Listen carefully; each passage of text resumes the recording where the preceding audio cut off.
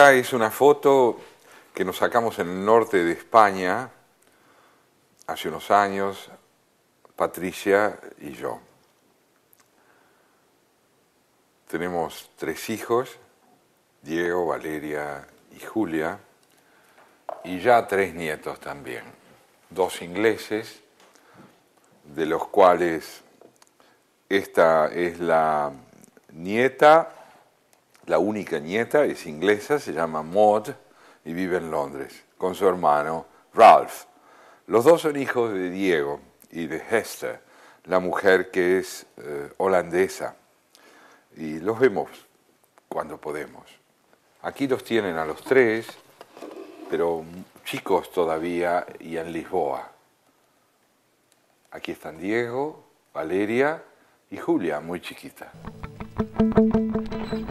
Te decía que hay una anécdota alrededor de este primer libro, Poesía Contemporánea de Brasil, que se editó en el año 72, cuando yo tenía 29 años.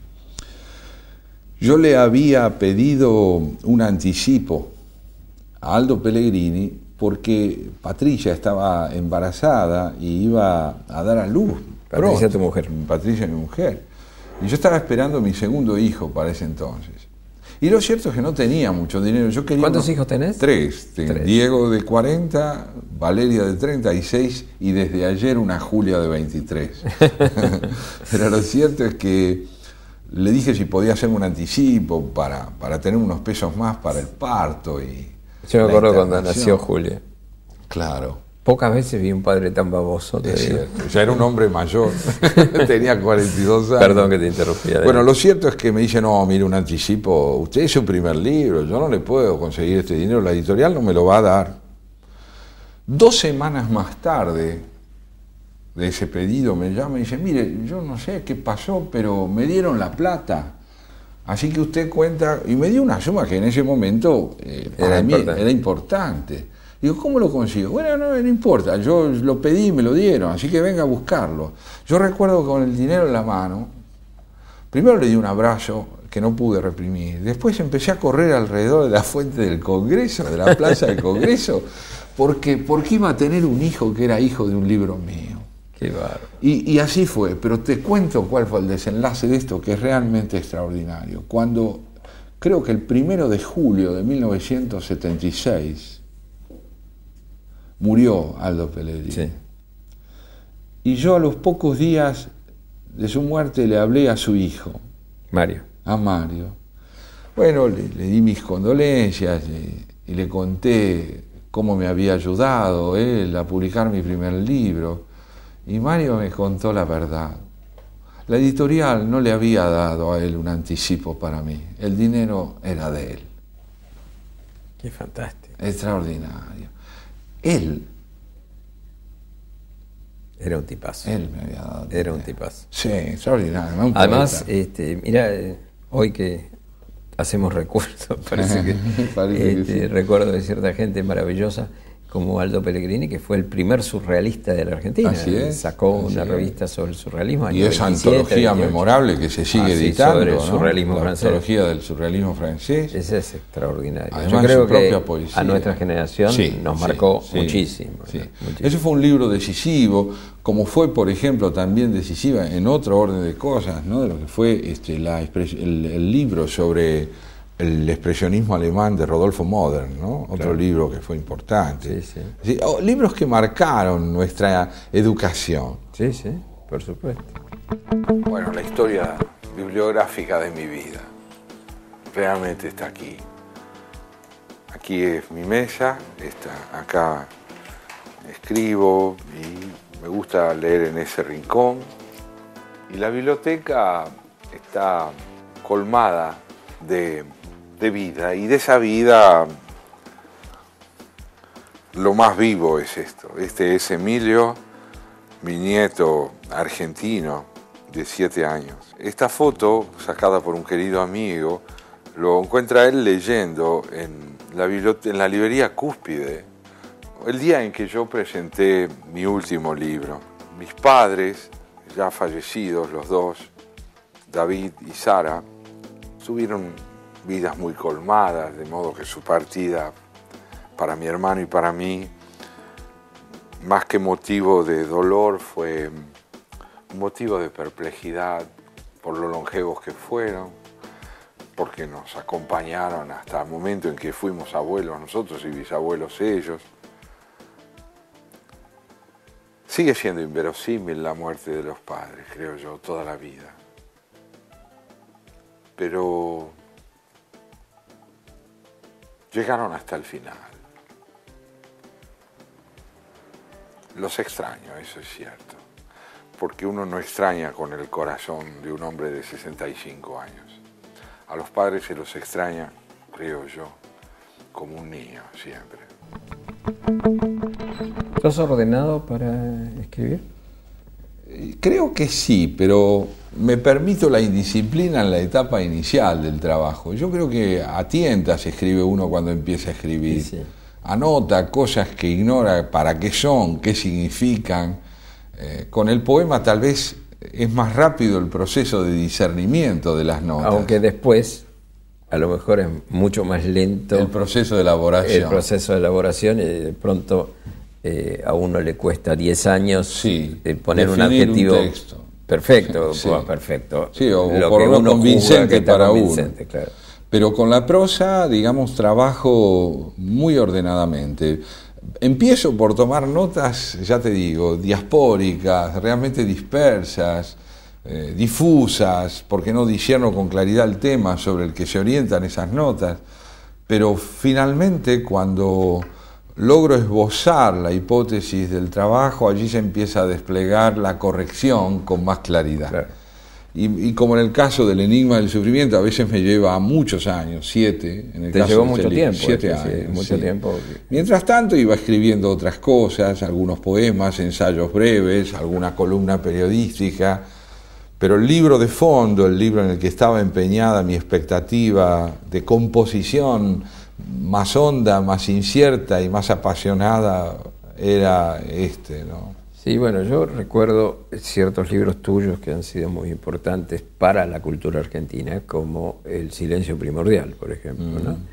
Y tu libro tan polémico sobre Moisés. Sí, lo irremediable. Lo irremediable. Yo recuerdo que el día de la presentación en la Biblioteca Nacional había alguna gente que se levantaba y se iba. Sí, así fue. Y de hecho yo invité a presentar ese libro a 2 hombres que discrepaban conmigo. Es curioso, uno de ellos, Eliao Toker, muy querido amigo. Eliao me dijo, mira, yo no puedo presentar tu libro, porque no coincido con nada de lo que decís. Y digo, no, esa es la razón para que lo presentes, vamos a discutir. En lugar de hacer una apología del libro, discutamos. Y fue una linda presentación. Hermosa. Fue una linda. Y el otro fue Víctor Mazú, que desplegó también una hipótesis interesante, polémica sobre el libro. Pero sí, creo que esos 3 libros, El silencio, Lo irremediable y El enigma del sufrimiento, conforman, hasta donde yo mismo me doy cuenta, la vertiente de reflexión filosófica más característica de mi ensayística. Después otros libros apuntan a acentuaciones más literarias, como Una biografía de la lluvia o Ensayos de intimidad, o a crónicas de carácter más social. El de la lluvia a mí me parece que es una maravilla de libro, ¿no? Yo lo he leído 2 veces. Mirá vos, no logré disuadirte con uno. No has logrado disuadirme. No, además, este otro libro es una maravilla. Ensayos de intimidad. Ensayos de intimidad. Sí, esos libros se iban componiendo, vos sabés, de una forma muy característica, además de los procesos de creación. Irrumpe una pequeña idea, uno la esboza, luego se diluye, deja pasar un tiempo, vuelve sobre ella, se amplía, y hasta que uno, vos lo sabés también muy bien, hasta que uno no encuentra el tono de la enunciación, el texto no resulta para porque cada libro requiere su tono personal. Sí, está escrito en una clave de sol determinada. Sí. Vos sabés que yo, cuando estaba investigando para escribir Lo irremediable, el libro sobre Moisés, tenía un enorme caudal de información, pero solo pude escribir cuando encontré el tono de la frase con la que el libro se abre. Cuando encontré esa frase... Bueno, eso es lo que te da más trabajo. Sí.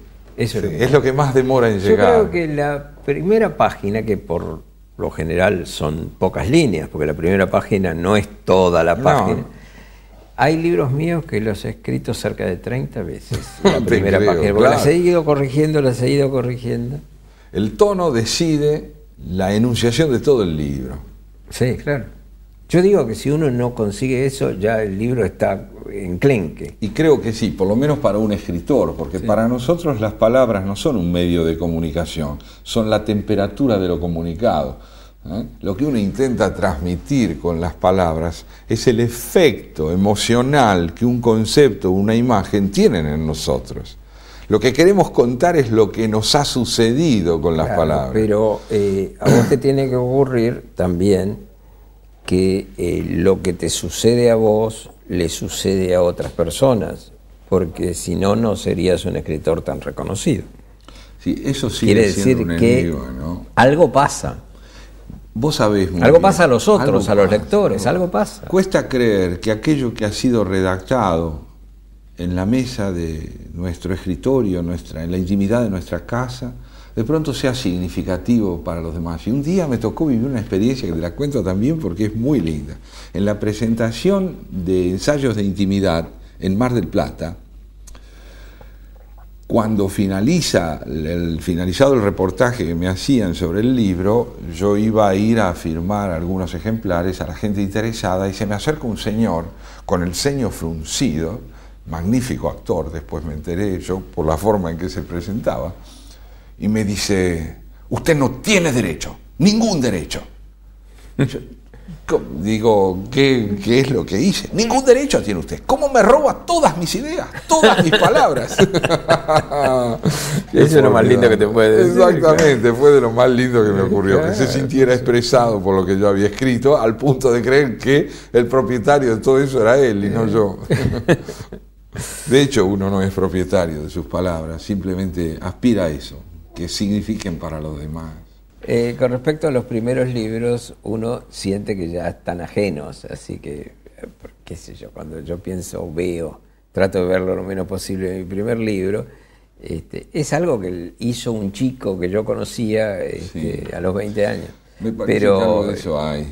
Pero, ¿qué te pasa con los ensayos? Porque cuando uno pone algo en los ensayos que sigue siendo válido, salvo que uno sea... qué sé yo, de una manera que cambie mucho de idea, pero si no sigue siendo válido. Sí, a mí lo que me sigue resultando sorprendente es haber podido lograr la enunciación de ciertas ideas. No me explico cómo pude, aunque sean imperfectas y no despierten en mí una adhesión incondicional, digo, pero ¿cómo hice yo para escribir este libro? ¿Cómo pude escribirlo? Se me escapa el proceso de gestación y en esa medida el libro se me presenta como si estuviera en otra orilla, y en la medida en que esa orilla no está mediada por un puente, yo lo miro y me pregunto, ¿cómo puedo yo ser el autor de esto cuya génesis no recuerdo? Es que te pasa. Y además, cuando uno vuelve a leer, yo vuelvo a leer algunas cosas que he escrito, y digo, qué bien que estaba, qué bien que en esa época pude hacer esto, hoy no lo podría hacer. Sí, Borges tenía una anécdota preciosa al respecto. ¿Te acordás que Borges solía decir que si algo está bien escrito no le pertenece a uno? Sí, claro, uno es solo autor de sus errores o desaciertos, sí, ¿no? claro. Y algo de eso es cierto. Vamos a la pausa. Muy bien. La última.